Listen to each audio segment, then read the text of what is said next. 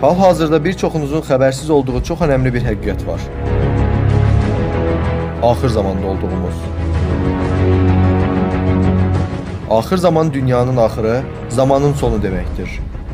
Axır zamanda olduğumuzu bizə bildirən isə Peyğəmbərimiz sallallahu aleyhi və səlləmin düz 1400 il öncədən axır zaman əlamətlərini xəbər verdiyi hədislərdir ki, bunlardan 600-ü artıq möcüzəvi şəkildə eyni ilə Peyğəmbərimiz sallallahu aleyhi və səlləmin hədislərdə təsvir etdiyi kimi reallaşıb.